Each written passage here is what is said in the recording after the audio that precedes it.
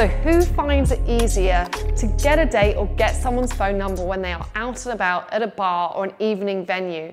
Is it a man or is it a woman? Well, I am dating coach Hayley Quinn, and I am all about men and women understanding one another better.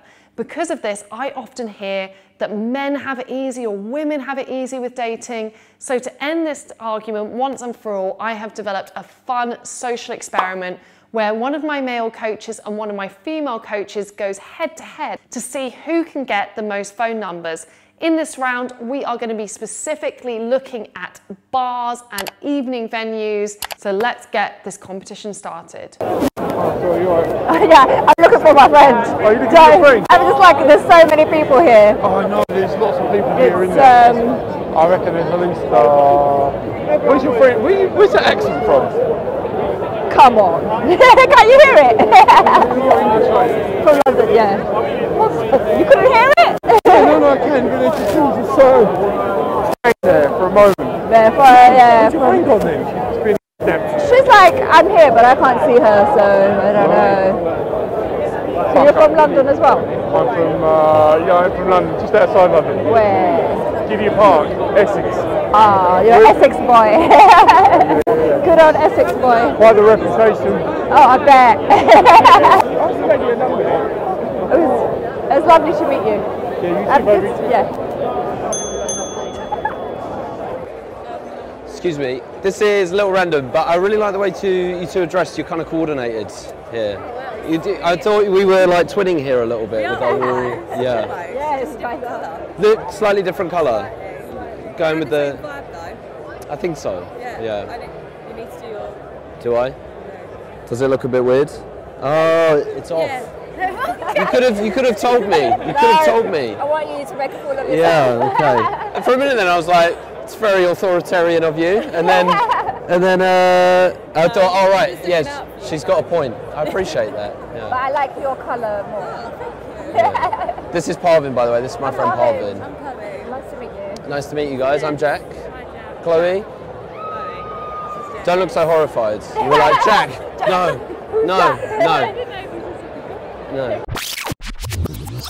I do this all the time, by the way. I'm like very spontaneous. I'm just like, fuck it. I should just speak to more strangers. Otherwise, people just stand around, then no one talks to each other. Yeah. Do you know what I mean? Don't meet more people. Yeah. You always kind of want to talk to people and. Yeah. If you guys are out later, maybe because we're going to be around Shoreditch, maybe we could, don't I meet up? Do I grab your number? Yeah. I'm good. Chloe, right? Yeah. Alrighty. Alright, I'll give you guys a text. Nice to meet you.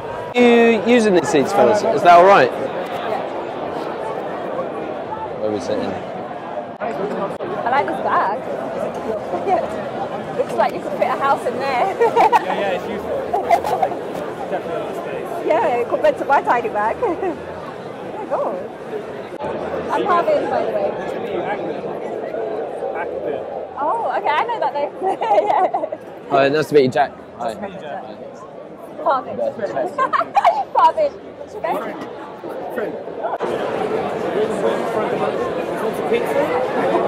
Why not? Yeah. Why not? Yeah. Finn's like new to London. I was like, dude, we have to try the pizza. Yeah. You guys have been, right?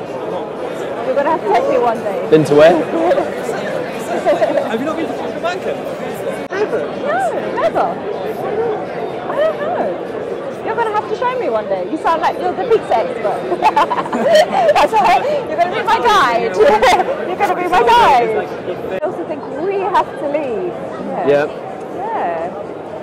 Well, it was nice talking to you guys. Hayley messaged you, yeah? Yeah. All right. It was nice meeting you. Yeah, sure. What about, are you on Instagram? Yeah, easier. Okay, so what would the moral of the story be? Is it that men and women potentially working together can get even more awesome results than by themselves? I think that's safe to say.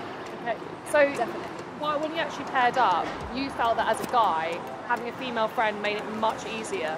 It basically gave me like much more social proof. Is that initially we were thinking, right, let's do it by ourselves, man v woman, like we did out on the street in the previous video.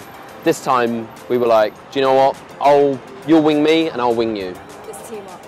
Yeah. And it was great because it just felt like a friendly interaction as opposed to trying to get anything for both of us. Yeah. I would say, like, if guys are out there watching this and they're thinking about, like, you know, I want to go out at night time, meet some people, it's definitely a much better idea to go and meet people when you have a female friend with you. It's not impossible to do by yourself, but if you have a female friend with you, it's so much easier. She gives you massive social proof. The people basically showing some social proof for those guys not in the know. It's that you are a trustworthy guy. You've already got women hanging out with you in your life, so you're like verified. Yes, they're like, okay, this guy is instantly not a weirdo. Yeah. Okay, that's instantly going through the person's mind in that moment. So yeah, if you are out approaching, if you have female friends, always invite them out. If they're platonic, if they have boyfriends, invite them out, have a good time. That's a good reason as well, where sometimes, you know, guys I think can be quite outcome orientated, like, oh, you know, she's got a boyfriend, or, you know, I can't have that sexual relationship with her. But actually there's such value in having more female friendships in your life than wing women. Yeah, and I tend to find as well is that if you have female friends, that they're actually always like kind of taking on that role of, let me go out and wing you. Yeah. Or at least when I used to go and, like, when I'd be out at night doing approaches, things like that, I'd often say after 5 minutes of the conversation, I'd be like, you could be a really good wing woman for me tonight. So it's quite a nice little disqualifier to kind of push someone back a little bit. And is there another disqualifier that we could use? So it was obvious, for instance, that you guys weren't dating. Yeah, so you'd have to, if you're a female being a wing woman, you'd mention something like, I'm meeting my boyfriend later, so that they know. Yeah, I mean, the vibe that me and Parvin had on camera earlier, it was very much like a playful kind of brother and sister kind of vibe, as in that we're both kind of looking out for each other. That's what the vibe that we were giving off when we were talking to other people. And that's also why the guy that you were speaking to, he felt comfortable enough to ask for your number. He didn't feel threatened by me at all. I didn't give the vibe that we're together and that we're overprotective. Yes, exactly. It was very much like a kind of, you know. And when it comes to going for the number, what was for any ladies who are getting into the idea of being more proactive in their dating life, what is one of the killer ways that you can then prompt that guy to ask for your number? Tell him you have to leave. It is create a bit of urgency, I would say. Also, if you are in an interaction with a guy, don't spend all night talking to him. You don't necessarily know him very well or what his intentions are. There could be plenty of other people for you to meet. So give him that prompt, say, oh, you know what, it's been great chatting to you. Touch his arm, maybe to give him some approval. But I've really got to get back to my friends. At that interval, he's going to take that step forward if he feels comfortable.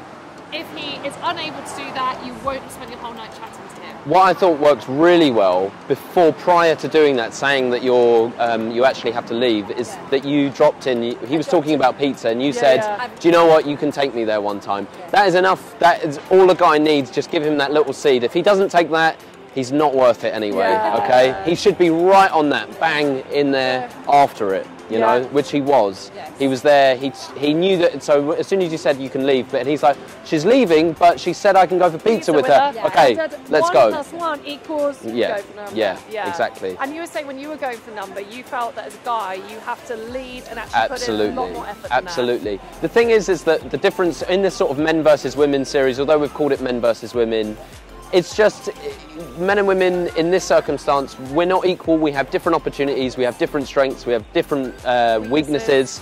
In this case, it's always much more on the guy to be assertive, to do his approach, to press and be like, look, I want to take you out for a drink. When are you free? Don't wait for her. You can't do the thing the other way around. Be like, look, I have to leave. Otherwise, even if she likes you, she'll be like, all right, bye. You know, so you have to be assertive. And, you know, men and women in this circumstance, they're not equal.